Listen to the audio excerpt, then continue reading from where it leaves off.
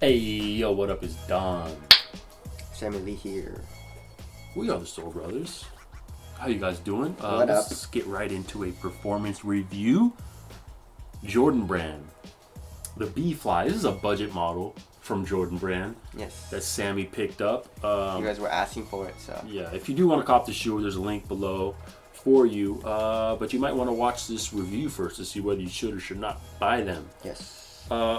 Let's get down to it with the traction first and foremost. So it's just horizontal lines With bubbles. with bubbles, with circles, and I mean, I think the most important part of the traction is when you're doing lateral, cuts, and you want to stop pretty hard when you're doing that. Also, you want to stop pretty hard when you're going forward.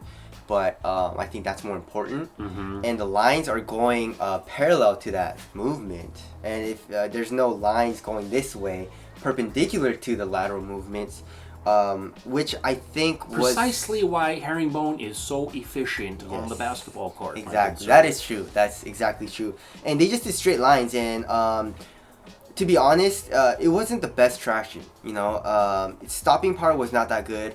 I give it like a 7. Mm-hmm. I feel like dust doesn't really affect it like crazy, as in like if dust gets on it, you're not gonna slip out like crazy, but it does affect it, like it slides a little bit more. But like even if it's on a clean court, you still go and it doesn't like stop right away. You stop on a dollar coin, not on Silver a dollar. A silver dollar, So traction and outdoor use is not recommended. The rubber is really, really soft and shallow. So traction was not that good. I give it like a 7, 6.5 even. Not the best.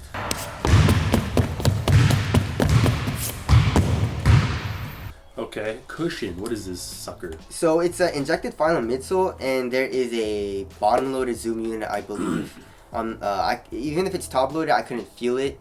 And in the forefoot or heel? In the forefoot. Right. And then I saw the translucent outsole colorway.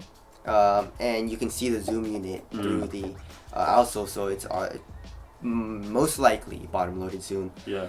I really like the cushion. Feel it, squish the Phylon. Squish it. It's pretty soft. Very, very soft. And it feels like a stiffer version of like Jetlon. I love it. I don't know why. Like impact protection is really good. Responsiveness is really good, and you feel pretty damn low to the ground, and it's slightly bouncy. Like it's not bouncy, it's like soft, where it feels like it's just plush, Yeah. So I really like the cushion. I give it like a 9. I wish the Kyrie 2, Kyrie 3, or just Jordan and Nike would just use this type of Phylon. I don't know what, like all Phylon is like different. Yeah, all cushion. I mean, like Adiprene, different Adiprenes, different Phylons, different bounce cushions. Yeah, like the Kyrie 2 is freaking stiff as hell. Yeah. And then the PG1 is like a little bit softer than that. And this is supposed to be Phylon, and this is super soft. So I don't understand it, but I really liked it. So there you go, cushion 9. Okay, cool. Moving on to the upper. This is a very nice little woven. Yes, it's a woven upper, performance woven basically. Yeah, Jordan's been using this type of woven for a little while. Yeah, I don't think they call it that, but that's basically what it is. It feels exactly like the Jordan 29. Almost reminds me of a fly weave. Yeah. It's really, really soft, but still supportive. It doesn't stretch, and super comfortable. Mm-hmm. So if you guys have ever felt the 29, it's exactly the same. And yeah, I gave it like a 10. It's really, really nice material. So fit. If it runs long, go down half a size.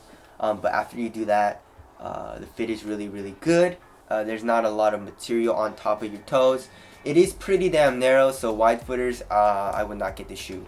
So there you go. Support was very support was okay. You know what I'm saying? Like, this is my toe, and it goes like this. You were sliding out of the footbed a little bit? A little bit. Right. Which I don't like. If you guys can see, the material doesn't stretch at all, right? It doesn't stretch at all, but, like, still, like, it moves, it's so soft, and it conforms to your foot that it moves that whole material over to the lateral side. Right. And I felt it moving a little bit.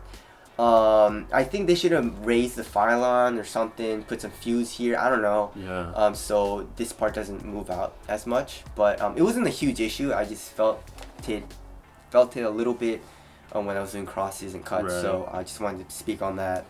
And then how's lockdown? Lockdown was good. I didn't really have any issues with heel slippage or anything. So yeah. All right, this is a 7. Let's weigh this sucker. B.fly. You Do would you think it want would be to, light. know how light this shoe is? Yes. How light is this shoe? How light? The B.fly. I'm gonna say 10.5 ounces. Yes, that's perfect. 10.4 ounces. Wow. That is the lightest basketball shoe. Actually, no, it's not. How light is the Kobe 11s? They're pretty light. Should we weigh them? Yeah, let's weigh them right now. Okay, and then so, but the lightest one is the Mamba Instinct. But alright, so the Kobe 11 is 10.3 or 10.26. Oh wow. And then the Mamba Instincts are like 9. 9.28. Whoa. So how much were the fucking Bflies? 10 point what? 10.4. 4.1. So it's literally the same exact weight as the Kobe 11 EM, and this is a light ass shoe. Yeah. This is a light ass shoe, and this is the lightest basketball shoe that you can get right now. Yeah. So, yeah, it feels really, really light on the foot. It's just like I just wish the traction was better. Right. You know? But yeah, it's a really, really light shoe. I love it. Okay. All right. Durability. I feel like it would be okay. Not the best, especially the woven. Not the most durable material. There's absolutely no fuse at all either, and the rubber's really soft. So it should be okay, but not the best. Okay. Ventilation. It wasn't hot, so you know, yeah. Normal. Yeah, normal. All right. Aesthetics. I like it. It grew on me. On foot, it looks a little bit better, to be honest. I mean, it looks real basic. It does look real basic. I don't love it by any means, but I'm not really mad at it. Yeah, it's okay. Yeah. So, well, let's wrap it up. What's the price? $110. That's cheap. And you're basically getting the Jordan 29 material on this. It's super cheap. It's a budget model shoe, basically. And it's on sale for like 80, 70 bucks. Wow. I'm pretty sure. And if you did the Nike 25% off, I think you could have gotten 25% off on that 80 bucks or 70 bucks or whatever. So this is really cheap. I paid retail for this because I got it before that and I'm stupid. But these are really, really nice to play in. I love these shoes.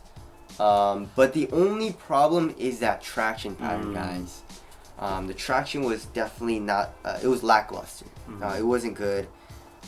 If the traction was like the D-Rose 7 or the Kobe 11s, these would be a very, very nice shoe. And for the price, I think it would be in top performance shoes of 2017 or 2016. But as is, do you recommend it? Yeah. Yeah.